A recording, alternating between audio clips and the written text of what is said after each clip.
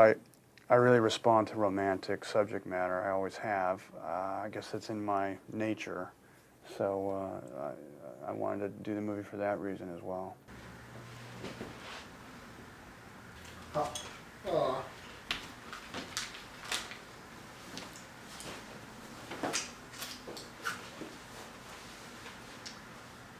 We're here to honor Mr. Cage and all of his Shrek glory.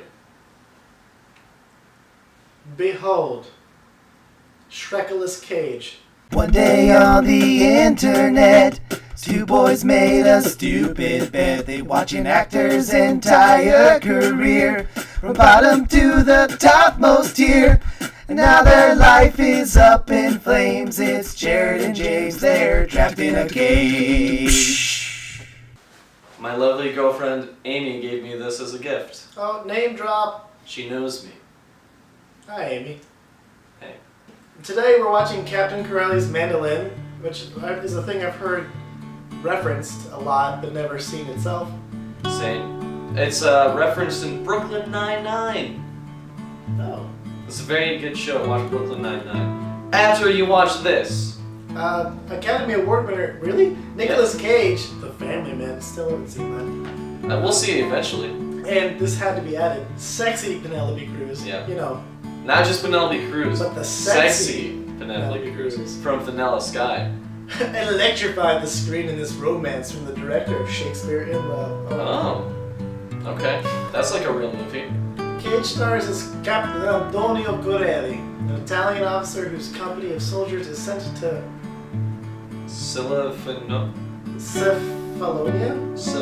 Like Cephalane? Like Cephalina? Cephalonia. A beautiful Greek island untouched by war. Untouched by war. Wait, like ever? I guess so. Or is there a war going on? He's Captain Corelli, so I'm assuming. Oh. Oh, does he make mandolins to like stop from the horrors they saw in the war? I like to think that he plays the mandolin to like take him out of it. That she's gonna like teach him how to be a person again, but also the horrors of war.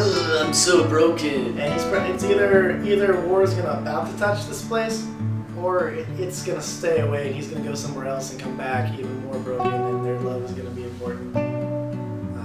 I like the idea that they're occupying this place and she falls in love with her captain. Ooh. Stockholm syndrome. Sexy. Yeah, sexy Penelope Cruz. Yeah, I'm expecting a lot of glowy oranges. Oh yeah, for sure. A lot of at dusk. What do they call it? The magic hour shooting. Yeah. That golden light. If it's Italian countryside, a lot of wheat.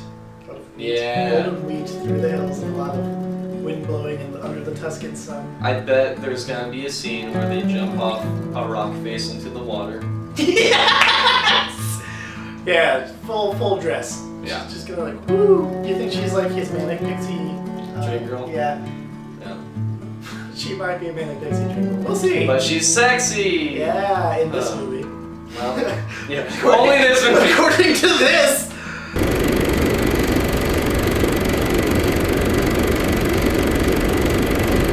Well, this movie was 2 hours long, so it had a lot of themes, and I took notes this time. Oh! I guess we have like 4 acts in it. There's like 5, man. Yeah. That was a lot. It was like an opera, but comprehensible. Oh, it was an opera, which is a theme in the movie. Yeah, because they're opera singers. Yeah, so Nick Cage... Doesn't come up until Act 2. Yes. Which is great! There's an establishing of characters and scenery. What? And it starts, I will say this before getting into any spoilers, the whole, I think, thing of this movie that he's saying is like, life keeps on going through no matter what happens to you. Yeah. And even though they bring up themes of what a person will do in any situation, the movie kind of starts and then ends in the same locale, in the same place, having been changed by going forward. Yeah, it shows you the process of change. Alright, spoilers, because this is a 2-hour-long movie. Oh, yeah, there's a lot. Christian Bale is in this movie! What? He's in it! And he's like... He's the primary love interest in the beginning. He's the hot meat. He's a hot meat that she's like, I'm in love with him. By the way, Penelope Cruz. I have to Sexy raise up- Penelope Cruz. They As say it says in the they description. sell it as sexy Penelope Cruz, but this is the one movie where they're all like, it's who you are inside that matters. Yeah, it's the inner beauty that matters. They focus on it a lot. Like we see Penelope Cruz topless probably like 90 minutes in, after all this emotional build. Barely topless too at that. Yeah, it's artful. It's not objectifying. It's not Xandali. It's like a good moment. Don't mention that. Don't mention that dumb moment. But yeah, it's like a moment of like beauty and like when they're connecting. I love this. This is like an actual quote from the movie. Love is what's left after being in love is burned away. They really get into a lot of fucking deep shit in this movie. Yeah. It's beautifully shot. All the fucking cinematography is great. Oh my god, the lighting was great. It actually had depth. It looked like it was shot in film, which just gives it a real nice look. I think that's why I thought it was a 90s film. Yeah. Because it came out in 2001. Mm-hmm. Yeah, that's like right when video would start taking off, so it's better to use like actual film because it looked way better than early HD. Dude, everything was gorgeous because the landscape was gorgeous, Oh and my they did a God. good job of making people use the frame. So Yeah, they actually used composition of the frame, like in when because Christian Bale leaves at one point because let's he goes to the war, then he comes back a broken person. So we have to start out. This is in Greece. Yeah, it's they in go to Greece. Albania to fight off the Italians. They fight off the Italians. The Germans Bang, come back bang, and kick them back. Yeah, So now the Italians are occupying this town. enter Nick Cage, and then but Christian Bale because Penelope Cruz has been writing him for 100 days. A letter every day. He comes back finally, and he's like, "Oh, I'm broken. Well, I'm gonna leave you now." Because I need to fight for my comrades. And she's like, I'm torn about this. Enter Nick Cage, and the Italians are occupying this place. Which, by the way, this whole movie is really about just kind of this national pride everyone has. Like the Italians Yeah. come to occupy, and the Greeks say "fuck off." That's a Twice, yeah. They Right. say "fuck off" to the army that's occupying them. Well, they say "fuck off." We're not going to surrender to the army we beat. Get the Germans in here. They're the ones who beat us. And then they get Germans. But okay, we need to talk about the fact that like there was a character in here. There's one German in here for most of the film. Oh yeah, the sympathetic Nazi. Yeah, we have a sympathetic Nazi. And here's the thing. Like, you get this impression that he's not super proud of being a German. Yeah, But he also doesn't know how not to like Be a relate to that. German, yeah. The Greeks are very proud of their island. The Italians are very proud of their opera and Yeah. like the things they love. And even though they're so happy when the war ends that they get to go home, Right, yeah. But we lost. that they're singing, and the German guy's like, I saw you having a party, could I maybe? And they Could I entire film, join? and like they fucking talk about like what they love and hate about this war at one point. Yeah. And the German's like, I can't believe you want this war to end. They're like, well, we don't have the luxury of being good at it. Well, and being racist. They don't get into that. Yes, they do. Do they? Yeah. They taunt it. They don't like. The quote was, "We don't have the luxury of thinking that our race is better than everyone else's." Oh, I'm sorry. I was writing down a note during half of that line. That's true. And the German feels very bad about most of this because he's brunette. He's Austrian. Yeah. And even through the end, spoilers. Spoilers. When Nick Cage ends up fighting for the The Greeks Greeks. because the Germans betray everyone. Surprise. What?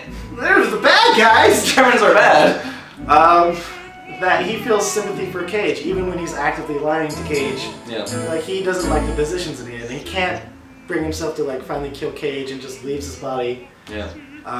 And is like almost crying by the end of the film. Which, by the way, this guy gets So great. not a lot of screen time to develop this character. So Yeah, the actor. I want to say this actor did a good job. Yeah. I mean, they probably filmed this stuff just in 2 days, but yeah, still, like, it was such a good bit role. Like, it's good evolution of this character, and he wasn't even a main character. He's like a third.